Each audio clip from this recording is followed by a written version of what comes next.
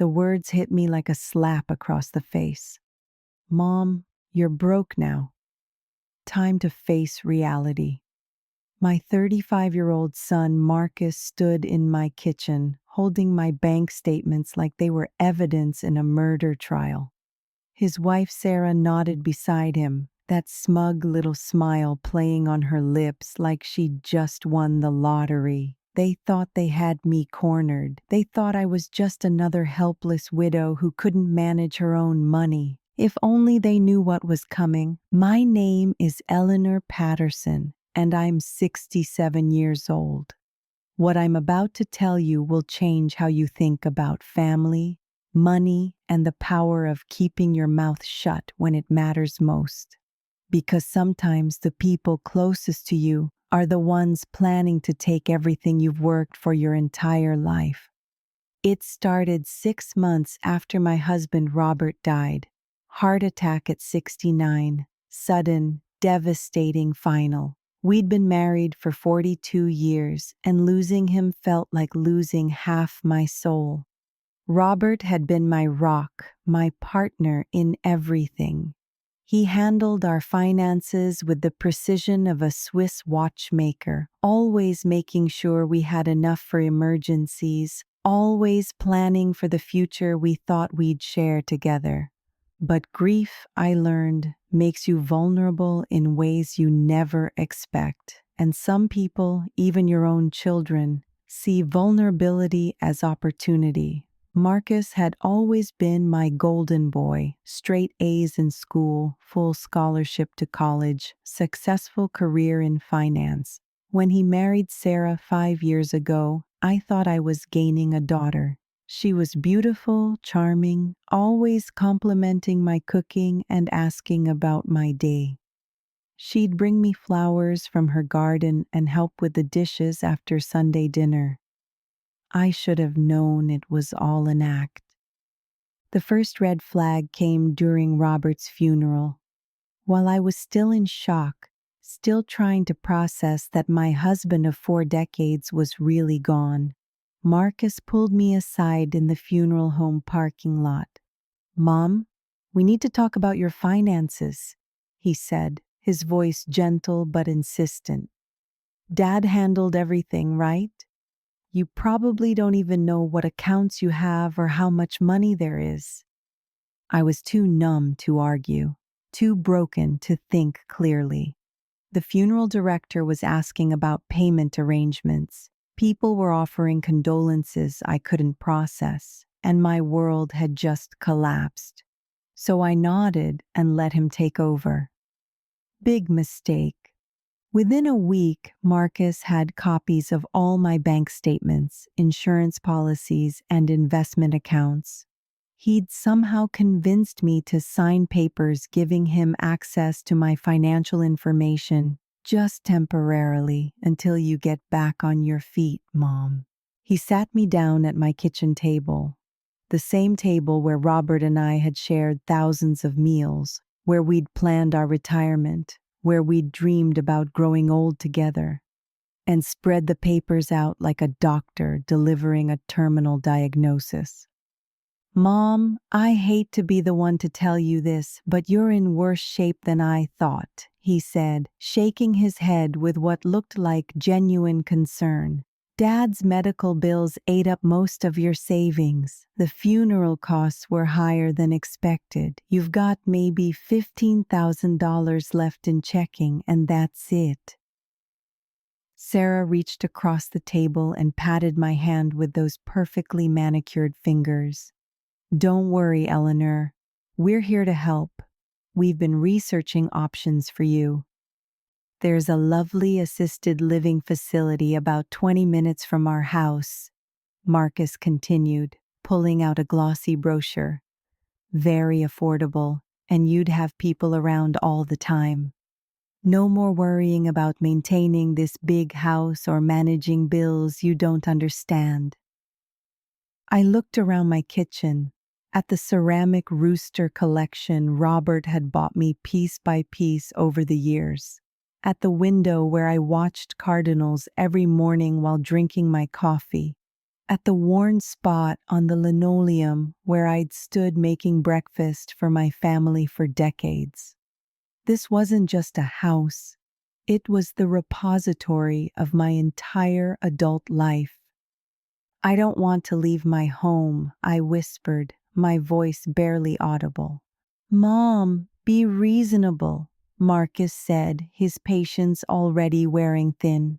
"You can't afford to stay here. The property taxes alone are $8,000 a year, plus utilities, maintenance, insurance. It's too much for someone on a fixed income." Fixed income. Like I was some charity case who needed their pity. But here's what Marcus didn't know, what nobody knew except Robert and me. We weren't just careful with money, we were paranoid about it. Robert grew up during the Depression, and his father lost everything in the stock market crash of 1929. That fear of financial ruin ran deep in our family, passed down like a genetic trait. So while we lived modestly in our little 3-bedroom house, while I clipped coupons and Robert drove the same pickup truck for 15 years, while we shopped at discount stores and ate dinner at home instead of restaurants, we were quietly building a fortress of financial security that nobody could see. The $15,000 in my checking account? That was just grocery money. The real money, $180,000 in cash, bonds, and precious metals, was hidden in accounts Marcus had never heard of, in banks he'd never been to, in a safety deposit box registered under my maiden name at a branch across town. Robert and I called it our nuclear option. Money that existed completely separate from our regular finances. Money that couldn't be traced or tracked or stolen by anyone who thought they knew our business. We'd been building it for 30 years, $50 here, $100 there, always in cash, always in secret. "Just in case," Robert used to say when we'd make our monthly trips to the bank. "You never know when the people you trust most will turn out to be the ones you should trust least." God, I missed that man's wisdom, but I wasn't ready to reveal my secret yet. I needed to see exactly how far Marcus and Sarah were willing to go. I needed to understand what I was really dealing with. So I played along. I let them think I was a confused old woman who couldn't balance a checkbook. I nodded when they explained things I'd understood for decades. I asked innocent questions about concepts I probably knew better than they did. "What's a reverse mortgage?" I asked one afternoon, watching Marcus's eyes light up like Christmas morning. "Oh, Mom, that's perfect," he said, pulling out his phone to start making calls. "You can borrow against the house's value and get monthly payments. It's like the house pays you to live in it." What he didn't mention was that a reverse mortgage would eventually give the bank ownership of my home. What he didn't explain was that I'd be signing away my children's inheritance. Not that I was planning to leave them anything at this point. Sarah was even more direct. "Eleanor, you really should consider giving Marcus power of attorney," she said during one of their increasingly frequent visits. "Just in case something happens to you. It would make everything so much easier." Easier for who, I wondered. The pressure intensified over the following weeks. Every conversation somehow circled back to my supposed financial crisis. Every visit included new suggestions about how to help me manage my money. Marcus brought brochures for assisted living facilities, each one more expensive than the last. Sarah researched reverse mortgage companies and had representatives call me at home. They even had the audacity to contact a real estate agent about listing my house without telling me. "We're just exploring options," Marcus said when I found the listing agreement on my kitchen counter. "The market is really hot right now. You could probably get $200,000 for this place, maybe more." $200,000 that would go straight into their pockets once the reverse mortgage company took their cut. But the final straw came on a Tuesday morning in March. I was in my garden, planting tomatoes and thinking about Robert, when I heard voices from inside the house. Marcus and Sarah had let themselves in with the spare key I'd foolishly given them months earlier. I crept closer to the kitchen window and listened to a conversation that would change everything. "She's getting more stubborn," Sarah was saying, her voice sharp with frustration. "Yesterday she actually asked to see the reverse mortgage paperwork before signing it. She's never questioned anything before." "Maybe we need to push harder," Marcus replied, and I could hear him pacing across my kitchen floor. "Make her understand that she doesn't have a choice." "Or maybe we need to make her think she's losing her mind," Sarah said with a laugh that made my blood run cold. "My grandmother went through that, started forgetting things, getting confused about money. The family had to step in and take control." "You think Mom's getting dementia?" "I think Mom's getting whatever we need her to get." I stood frozen in my garden, dirt under my fingernails, listening to my son and daughter-in-law plot to steal my life. They weren't just after my money. They were willing to destroy my reputation, my independence, my very sense of self to get it. That night, I sat in Robert's old recliner and made a decision. It was time to stop playing defense, time to show these vultures exactly who they were dealing with. The next morning, I called Marcus and asked him to come over. "I need to talk to you about something important," I said, letting my voice shake just a little. "About the money situation." He arrived within an hour, Sarah in tow as always. They sat across from me in the living room, trying to look concerned while practically salivating at the thought of finally breaking down my resistance. "I've been thinking about what you said," I began, wringing my hands like a nervous old lady, "about the house and the assisted living place. And maybe you're right. Maybe I can't handle this anymore." Marcus leaned forward, his eyes bright with victory. "Mom, that's such a relief to hear. We've been so worried about you." "I know, sweetheart. And I appreciate everything you've done to help me understand my situation." I paused, letting the moment build. "But there's something I need to tell you first. Something about your father and me that you never knew." Sarah's smile faltered slightly. "What do you mean, Eleanor?" I stood up slowly, like my old bones were aching, and walked to the kitchen. They followed, of course. I could feel their anticipation like electricity in the air. "Your father was a very careful man," I said, opening the junk drawer where I kept rubber bands and twist ties and other household odds and ends. "He didn't trust banks completely, didn't trust the government, didn't trust anyone really except me." I pulled out a small brass key and held it up. "Do you know what this is?" Marcus shook his head, but I could see the wheels turning. Sarah looked confused and slightly annoyed. "It's the key to a safety deposit box at First National Bank downtown. Box number 247, registered under my maiden name, Eleanor Catherine Morrison. Your father and I have been putting money in that box for 30 years. The color drained from Marcus's face. "What kind of money?" "Cash, mostly. Some bonds. A few gold coins your father bought during the recession." I smiled sweetly. "Would you like to know how much?" Sarah found her voice first. "How much, Eleanor?" $180,000. The silence that followed was deafening. I could practically hear their dreams of easy money crashing down around them like a house of cards in a hurricane. Marcus was the first to recover. Mom, that's incredible. Why didn't you tell us? We've been worried sick about your finances.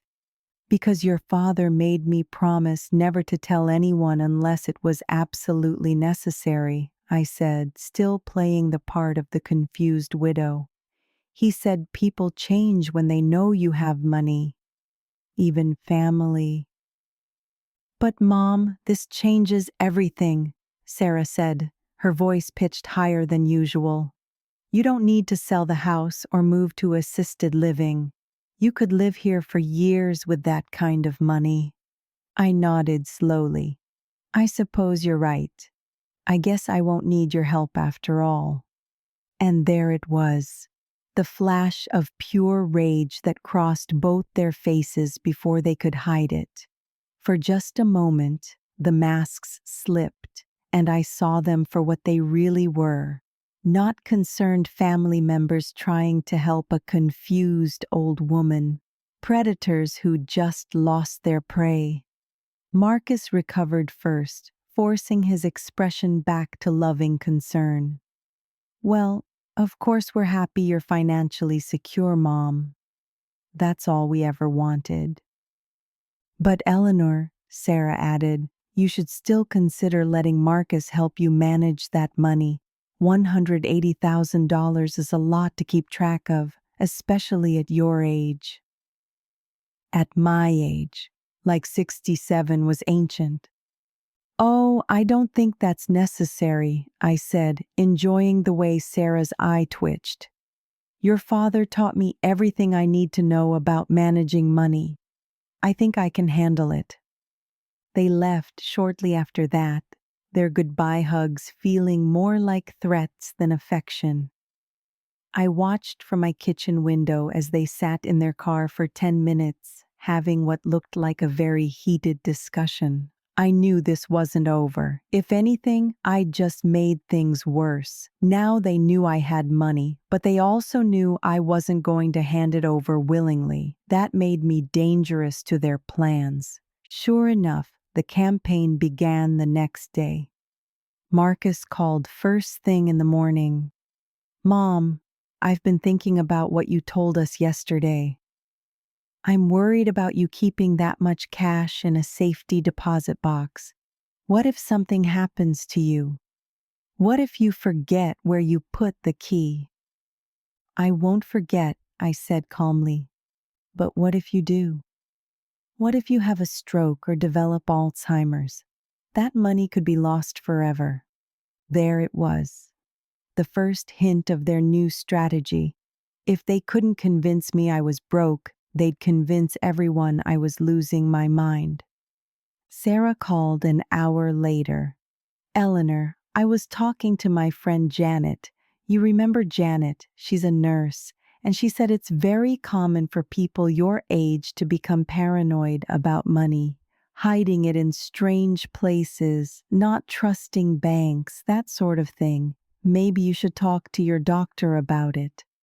Paranoid, that was a nice touch. The visits increased in frequency and intensity. Every day brought new concerns about my mental state, my ability to make rational decisions, my fitness to live alone.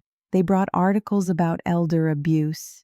Not the kind they were perpetrating, but the kind where confused seniors get taken advantage of by strangers. You're so vulnerable, Mom, Marcus said during one particularly manipulative visit. Living alone with all that money, not telling anyone where it is. What if someone breaks in? What if you fall and can't remember where you hid the key? They started showing up unannounced, letting themselves in with that spare key, checking on me at all hours. I'd find them going through my mail, my papers, my personal belongings. Always with an excuse, always with that fake concern. We're just worried about you, Eleanor, Sarah would say when I caught her rifling through my desk drawers. You seem so confused lately. The gaslighting was relentless. They'd move things around my house and then express concern when I couldn't find them. They'd bring up conversations we'd never had and act worried when I didn't remember them. They'd ask me the same questions over and over, then shake their heads sadly when I got frustrated. "Mom, you just told me this 5 minutes ago," Marcus would say when I'd repeat something. "Are you feeling okay?" The worst part was how they started talking about me like I wasn't there. Standing in my own living room, discussing my condition in hushed tones while I sat 3 feet away. "She's definitely getting worse," Sarah would whisper. "Yesterday she couldn't remember what day it was." "Maybe we should call her doctor," Marcus would reply. "Or that lawyer who handles elder care issues." Elder care issues. Like I was a problem to be solved instead of a person to be respected. But I wasn't just sitting there taking it. While they were busy trying to drive me crazy, I was busy documenting everything. Every conversation, every visit, every attempt to manipulate me went into a detailed journal I kept hidden in my bedroom. I also started recording our conversations on my phone. Amazing what technology can do these days. More importantly, I was making preparations. I moved the money from the safety deposit box to a new account at a different bank, one Marcus had never heard of. I updated my will, removing both him and Sarah as beneficiaries. I even consulted with a lawyer about elder abuse and what legal options I might have. But I wasn't ready to play that card yet. I wanted to see how far they'd go. I wanted to catch them in the act of whatever they were planning. I didn't have to wait long. 3 weeks after I'd told them about the money, Marcus showed up with a man I'd never seen before. Tall, thin, wearing an expensive suit and carrying a briefcase that screamed, "Professional con artist." "Mom, this is David Richardson," Marcus said, his voice overly cheerful. "He's a financial advisor who specializes in helping seniors manage their assets." David Richardson smiled and shook my hand with the practiced warmth of a funeral director. "Mrs. Patterson, it's such a pleasure to meet you. Your son has told me so much about your situation." My situation. I was starting to hate that phrase. "I understand you've recently discovered some assets you weren't aware of," Richardson continued, settling into Robert's old chair without being invited. "That must have been quite a surprise." "It was," I said carefully. "Well, I'm here to help you make the most of that money. $180,000 is a significant sum, but it needs to be managed properly to ensure it lasts through your retirement years." He opened his briefcase and pulled out a stack of papers. "I've prepared some investment options that would be perfect for someone in your position. Conservative, safe, designed to provide steady income while preserving your principal." I glanced at Marcus, who was practically vibrating with excitement. "That sounds wonderful, Mr. Richardson. But I'm not sure I understand all this financial stuff." "Of course not," Richardson said with patronizing kindness. "That's why your son suggested we set up a simple arrangement. You'd transfer the funds to an account I manage, and I'd handle all the complicated decisions. You'd receive monthly statements and quarterly distributions, but you wouldn't have to worry about the day-to-day management." Transfer the funds to an account he managed. How convenient. "And what would this service cost?" I asked. "Very reasonable. Just a small percentage of the total assets, plus modest fees for transactions and account maintenance. Your son has already agreed to cover the initial setup costs." "How generous of him." I pretended to study the papers, letting them think I was struggling to understand the complex financial language. In reality, I was reading every word carefully, noting every clause that would give Richardson, and by extension, Marcus, control over my money. "This all looks very official," I said finally, "but I think I'd like to have my own lawyer look at it before I sign anything." The temperature in the room dropped about 10 degrees. "Mom, that's really not necessary," Marcus said quickly. "Mr. Richardson is a licensed professional. These are standard documents." "I'm sure they are, sweetheart. But your father always said never to sign anything without having a lawyer review it first." Richardson's smile became strained. "Of course, Mrs. Patterson. That's very prudent. Though I should mention that my firm has a limited window for accepting new clients.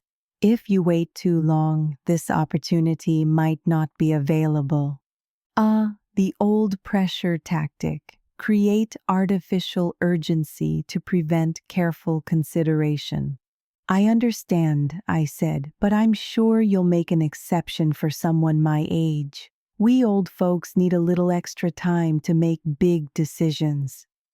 They left the papers with me, along with stern warnings about not waiting too long and missing out on this incredible opportunity. As soon as their car pulled out of my driveway, I called the State Securities Commission. "I'd like to report a suspected investment fraud," I told the woman who answered. "Someone's trying to get me to sign over control of my assets to a financial advisor I've never heard of." The investigation that followed was swift and thorough. Turns out David Richardson wasn't a licensed financial advisor at all. He was a con artist with a history of targeting elderly clients, and Marcus had found him through some very questionable online forums. The investment opportunity was a complete scam designed to steal my money and disappear. The monthly statements would have been fake. The quarterly distributions would have come from my own principal, and within a year or two, the entire $180,000 would have vanished into offshore accounts I'd never be able to trace. But here's the beautiful part. Marcus didn't know I'd figured it out. As far as he knew, I was still considering Richardson's proposal, still vulnerable to their manipulation. So when he called a few days later to check on my decision, I was ready for him. "Oh, Marcus, I'm so glad you called," I said, letting my voice sound frail and confused. "I've been trying to reach Mr. Richardson, but his phone number doesn't seem to work anymore." Silence on the other end of the line. "Mom, what do you mean his number doesn't work?" "Well, I decided you were right about needing professional help with my money, so I tried to call him yesterday to set up another meeting. But the number just goes to some kind of recording saying it's been disconnected." More silence. Maybe you wrote it down wrong?" Marcus suggested weakly. "I don't think so, sweetheart. I'm old, but I can still copy a phone number correctly." I paused for effect. "Marcus, is there something you're not telling me about Mr. Richardson?" No, of course not. He's a legitimate financial advisor. Maybe there's just a problem with his phone service." "Maybe. But you know what's strange? I called the state licensing board to verify his credentials. Your father taught me to always do that. And they've never heard of him." The silence stretched so long I thought the call had dropped. "Marcus? Are you still there?" "I'm here, Mom. Look, maybe there's been some kind of mistake. Let me look into this and get back to you." He hung up without saying goodbye. I never heard from David Richardson again. Funny how that works. But Marcus and Sarah weren't ready to give up. If they couldn't steal my money through fake investment schemes, they'd find another way. The next phase of their campaign was more subtle but potentially more dangerous. They started planting seeds of doubt about my mental capacity with everyone who knew me. My neighbor, Mrs. Chen, mentioned that Marcus had stopped by to check on me while I was at the grocery store. He seemed very concerned about you, Eleanor. Said you've been forgetting things, getting confused about money. My doctor's office called to schedule a routine cognitive assessment that I'd never requested.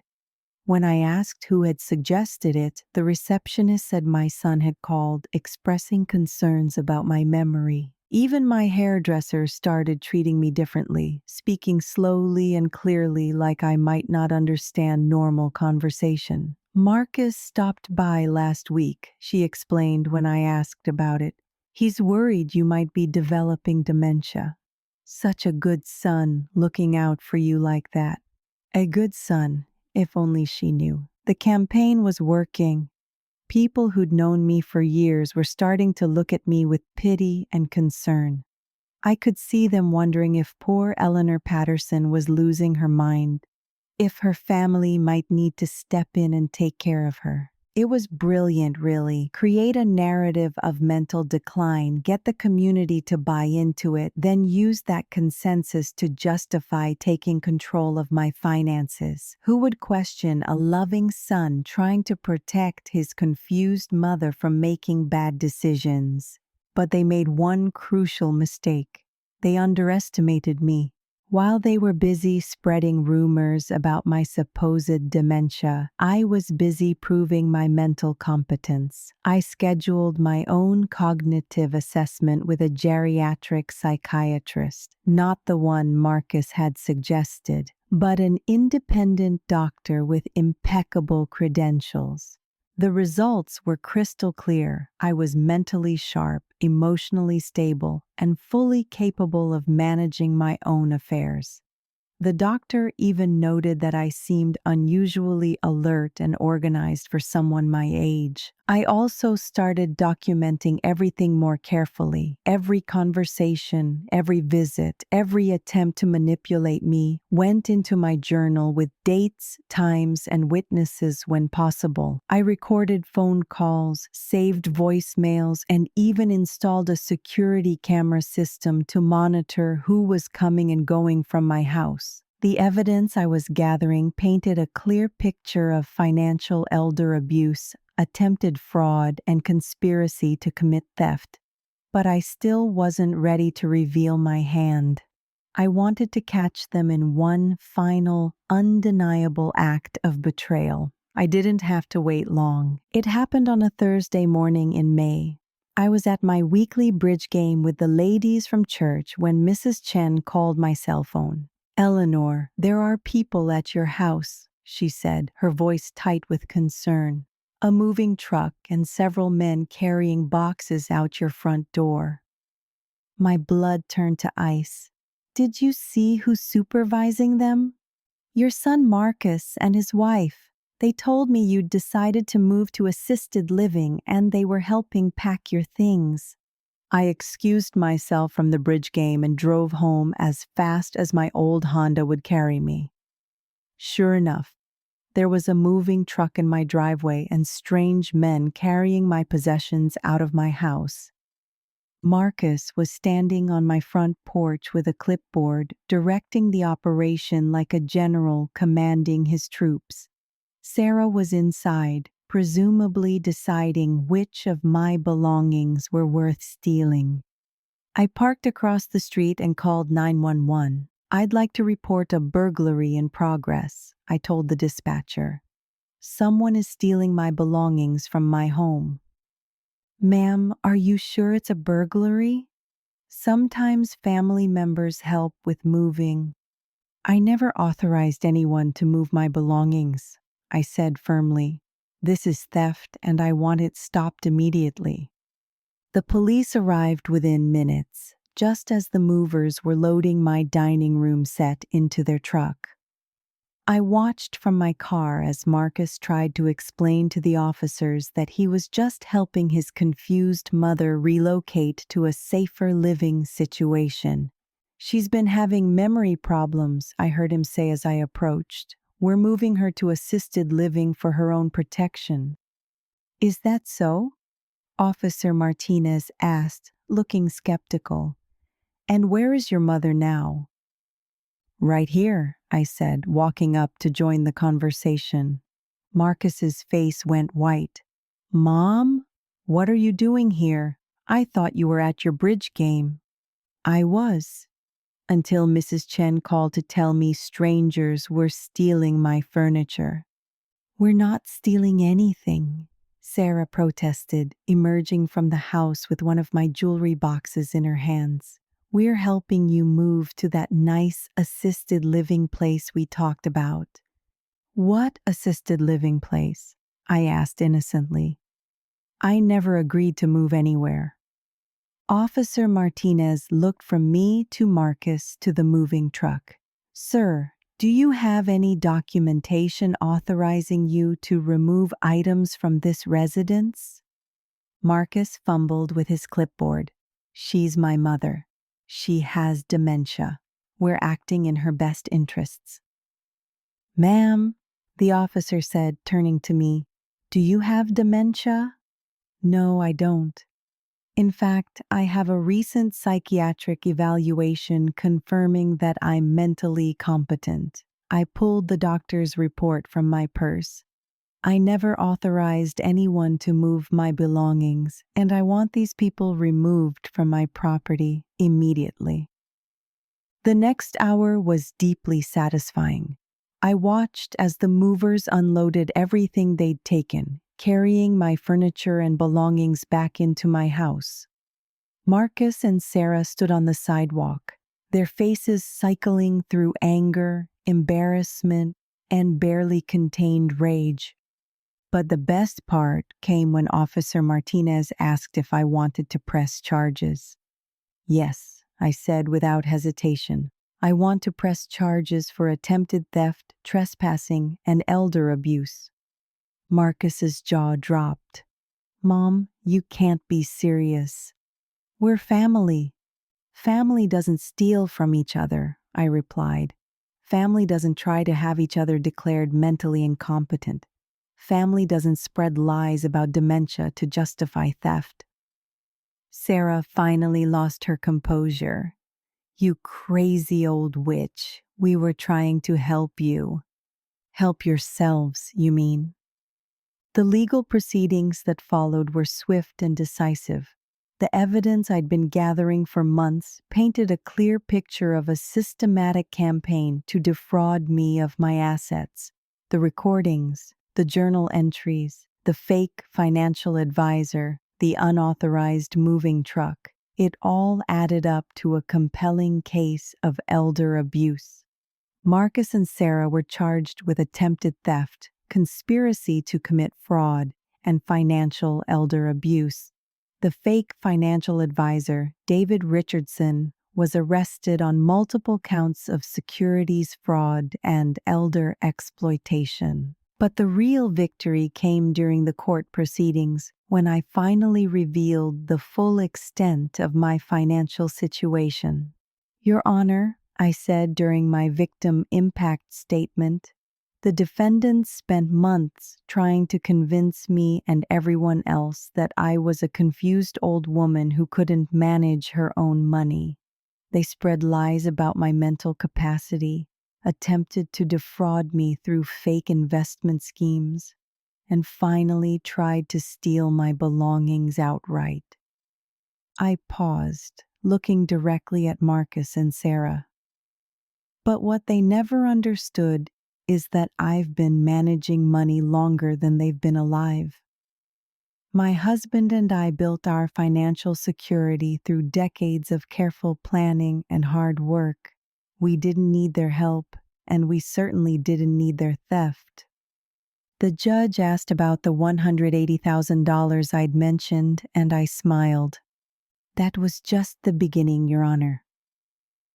The money in the safety deposit box was our emergency fund. Our real assets, the investments, the retirement accounts, the property holdings, totaled just over $800,000. The gasp from Marcus and Sarah was audible throughout the courtroom. $800,000 that they tried to steal through lies and manipulation. $800,000 that I've now donated to the National Center on Elder Abuse to help other seniors who might not be as fortunate as I was. Marcus received 2 years in prison and 5 years probation. Sarah got 18 months and 3 years probation. Both were ordered to pay restitution and perform community service at senior centers, which I thought was a nice touch of poetic justice. The fake financial advisor got 5 years in federal prison and was ordered to pay restitution to all his victims. But the real punishment was the public humiliation. The local newspaper covered the trial extensively, and the story of the son who tried to steal from his own mother became a cautionary tale throughout our community. Marcus lost his job in finance. Turns out employers don't like hiring people convicted of financial fraud. Sarah's real estate license was revoked. They had to sell their house to pay legal fees and ended up moving 3 states away to escape the shame. I never heard from them again, which was exactly how I wanted it. These days, I'm living my best life in the house Robert and I shared for so many years. I've made new friends, taken up painting, and even started dating a lovely widower from my church. At 67, I'm discovering that life can begin again, even after the worst betrayals. The money Marcus and Sarah tried so hard to steal, I'm using it to travel, to spoil my real friends, and to support causes I believe in. Every dollar I spend is a reminder that I won, that their greed and cruelty didn't destroy me. But the most important lesson I learned isn't about money at all. It's about trust and how precious it is, and how some people will destroy it for the smallest gain. My son thought he knew me.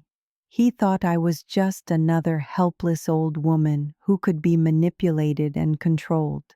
He thought my love for him made me weak, made me vulnerable to his schemes. He was wrong about all of it. I was never the confused widow he thought I was.